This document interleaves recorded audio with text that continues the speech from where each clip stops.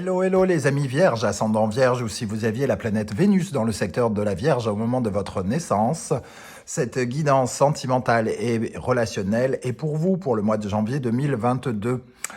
Voilà, j'espère en tout cas que vous allez tous très bien. Je ne sais pas à quel moment vous allez regarder cette vidéo. Donc soit je vous souhaite de très bonnes fêtes de fin d'année, soit je vous souhaite carrément une très très bonne année 2022, riche en amour, en bonheur et pleine de bonnes choses pour pallier à ces 2 années de crise, de manque, etc., etc. Je vous souhaite en tout cas tout le bonheur du monde. Voilà, donc je rappelle quand même que c'est un tirage général qui ne peut pas parler à tout le monde. N'hésitez pas à faire votre propre lecture intuitive, à ressentir également les énergies qui ressortent et voir comment ça vous parle. Ne prenez que les messages qui vibrent avec vous en ce moment et pas les autres. Et si toutefois vous vouliez d'autres messages, je vous invite à écouter la vidéo de votre signe ascendant ou de votre signe vénusien si vous le connaissez. Parfois, il est possible que ça vous parle bien davantage. Voilà, donc n'hésitez pas.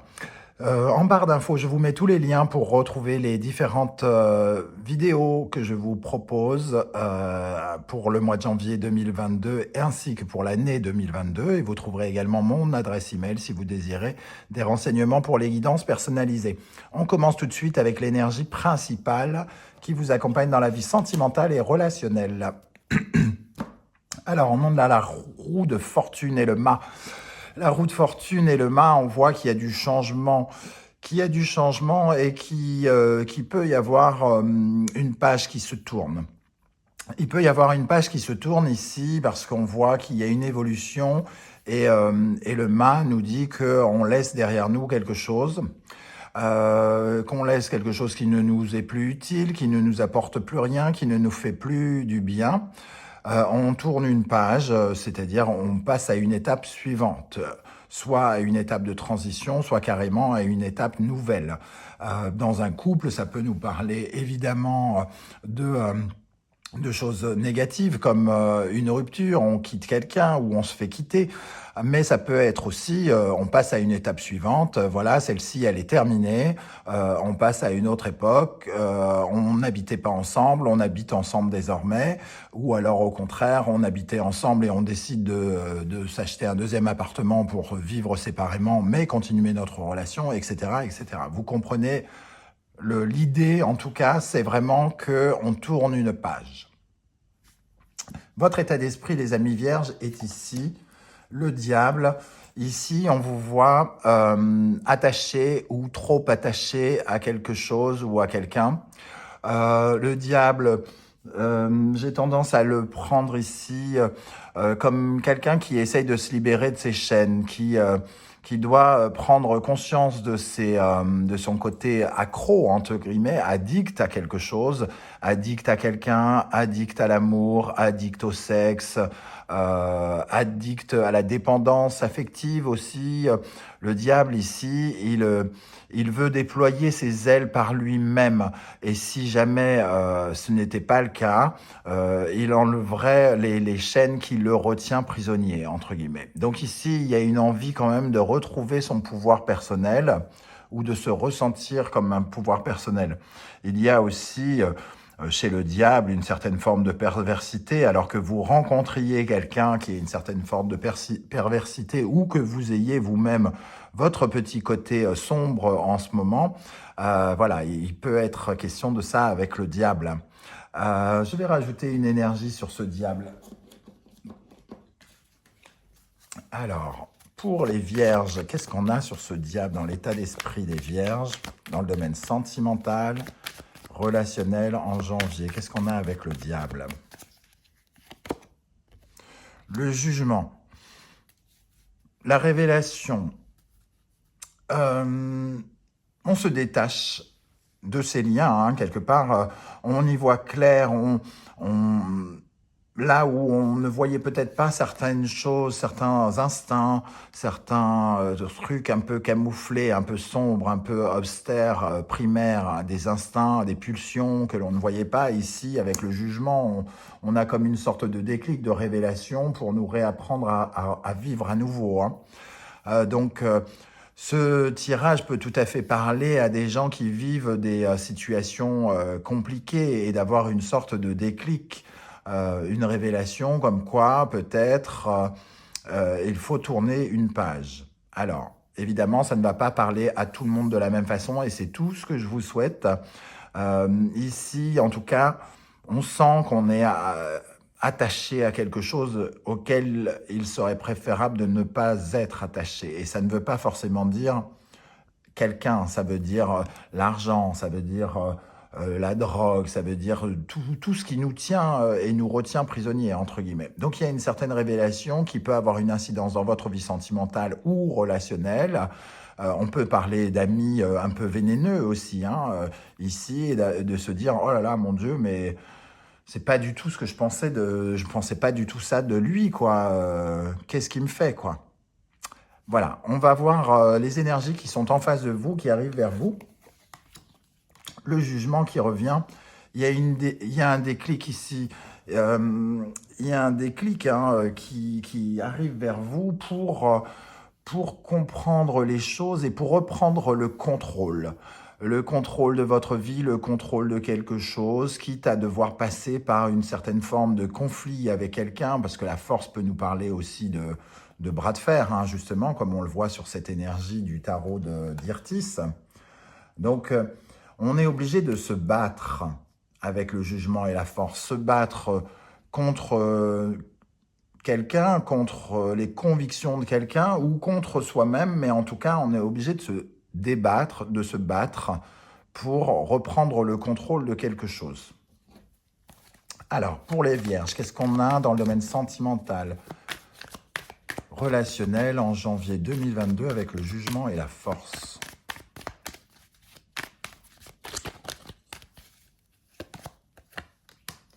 On ne sait pas quel chemin prendre avec le 2 d'épée. On n'arrive pas à raisonner parce qu'on a une sorte de dualité d'idées. Une dualité d'idées. Est-ce qu'il est mieux que je fasse ça? Est-ce qu'il est préférable que je fasse ça? Ou est-ce qu'il est préférable que je fasse ça? Qu'est-ce qui est le mieux? Quel est le chemin que je dois prendre? Qu'est-ce qu'on a avec le jugement, la force et le 2 d'épée? Le chemin que l'on doit prendre, c'est le chemin de la sérénité. Le chemin vers son équilibre, vers son harmonie, vers la paix, retrouver la paix. Le 2 d'épée ici et cette dualité, c'est vraiment une décision à prendre qui peut être difficile à prendre, mais qui est bonne pour notre sérénité, notre calme. Les énergies ici qui en découlent, nous avons la justice et l'amoureux. La justice et l'amoureux, bon, c'est quand il y a un coup de couteau dans le contrat, entre guillemets. Il y a quelque chose une règle qui n'a pas été respectée dans cette relation, dans ce contrat.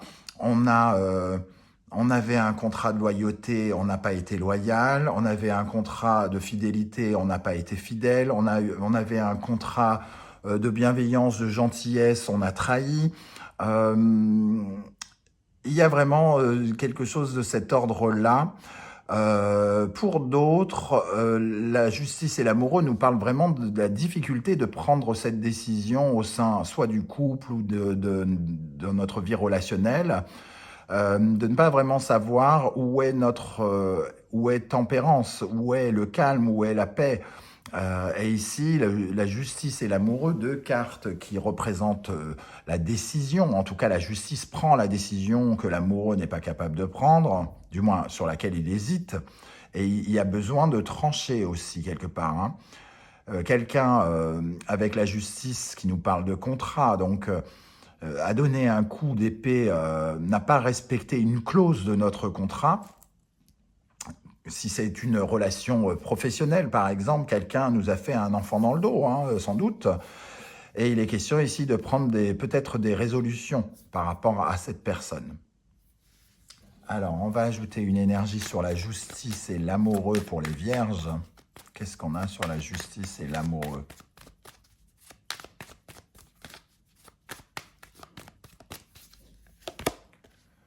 Le 10 de bâton, c'est quand on est un peu épuisé d'une situation, une une situation qui est allée trop loin, qui est, oui, qui est pesante, qui rend les choses pesantes, lourdes, lourdes à porter, comme une casserole, comme une accumulation pour certains autres. On accumule peut-être les problèmes, les défauts, les désillusions, les trahisons, mais on est à bout. La reine de Pentacle, elle nous invite à prendre soin de nous. Hein. Donc, effectivement, le choix ou la décision qui est à prendre, en tout cas, elle va dans le sens de Tempérance et de la reine de Pentacle, dans le sens de notre indépendance et de notre bien-être ici, et du calme et de la du calme et de la sérénité avec Tempérance. Quel est le conseil du tarot pour vous, ou le message du tarot? Nous avons la roue de fortune.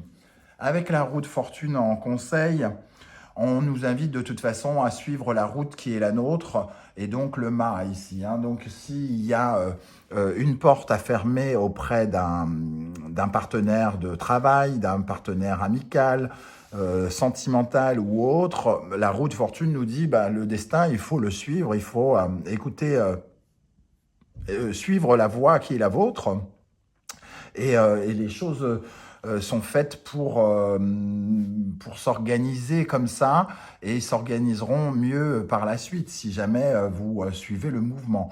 En tout cas, il faut, avec la roue de fortune, accepter ce qui arrive sereinement. C'est peut-être pour certains, semble-t-il, c'est un mauvais passage à passer, mais la suite sera meilleure, semble-t-il, avec cette roue de fortune. Pour conclure ce tirage, nous avons la Lune et la Tour, qui confirment quand même que, qui va dans le sens de ces énergies générales. Hein. Il y a quelque chose qui se brise. Hein. Il y a quelque chose qui se brise. On subit une sorte de désillusion soudaine. On est quelqu'un anéantit quelque chose. Il anéantit la confiance, j'ai le sentiment. Il ruine ce que vous avez construit avec quelqu'un. Donc vous avez par exemple un ami avec qui vous avez construit des choses, et tout à coup, il fait quelque chose, ou quelque chose arrive qui est indépendant de votre volonté, et ça ruine un peu tout ce que vous avez construit avec cette personne. Il y a probablement une grosse déception qui vous pousse irrémédiablement à tourner une page. Les choses ne seront plus jamais pareilles ensuite. On ne parle pas forcément de rupture, hein, parce que la tour n'est pas que la rupture, elle peut, mais on parle surtout de tourner une page. Ça ne sera plus jamais pareil. C'est ce que nous dit le tarot ici. Il y a quelque chose qui ne sera pas plus pareil dans la vie sentimentale, qui ne sera plus pareil dans la vie amicale, ou dans la vie relationnelle, professionnelle, pour les relations professionnelles. Quelque chose de cet ordre-là. Pour les Vierges, qu'est-ce qu'on a sur la Lune et la Tour ici? Sur la Lune et la Tour. Le 9 de Pentacle, lui aussi, va dans le sens de cette autonomie ici, concrète, de savoir prendre soin de soi-même par soi-même, et d'avoir les moyens de se prendre en charge, une sorte d'assurance concrète et de sécurité, se mettre en sécurité aussi. Hein. Sans doute l'appel du diable ici nous invite justement, et le jugement deux fois, surtout sur ce diable, nous invite à nous mettre en sécurité. Qu'est-ce qu'on a avec la Lune, la Tour et le 9 de Pentacle pour les Vierges en janvier 2022? 6 d'épée, on part sur une nouvelle étape. On va exactement dans le même sens que le mât ici. Hein. On prend ce canot et on part en transition. Donc on va vivre autre chose. Ça ne sera plus jamais pareil, mais on s'en va, on commence à vivre autre chose, autrement.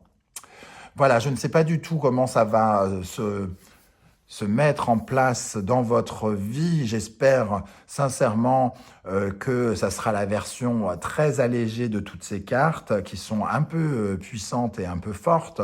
Et et surtout ce côté coup de couteau dans le contrat. J'espère que ça parlera à un minimum de personnes pour le coup. N'hésitez pas en tout cas à commenter cette vidéo pour voir comment ça résonne. Et si vous aimez ma façon de tirer les cartes, n'hésitez pas à m'encourager en likant, en partageant sur vos réseaux sociaux et en vous abonnant. Évidemment, on sait très bien que quand les tirages ne sont pas super méga ensoleillés et superbes, on n'obtient pas beaucoup de likes, mais voilà, à savoir si c'est la réalité ou pas, seul vous savez. Je vous remercie en tout cas de votre soutien et je vous dis à très très vite pour de nouvelles aventures. Ciao, ciao les vierges.